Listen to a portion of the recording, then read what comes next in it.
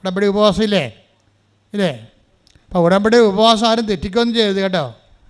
അത് ഏത് ജാതിയായാലും ഉപവാസം തന്നെയാണ്.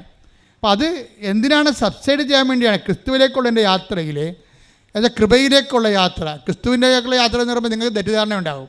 അതല്ല, നമ്മൾ ഒരു മനുഷ്യൻ ഇഹത്തിലും പരത്തിലും ഒരു വിഷയത്തെ കൈകാര്യം ചെയ്യുന്നത് കൃപയെന്ന ആത്മീയ ബലം കൊണ്ടാണ്.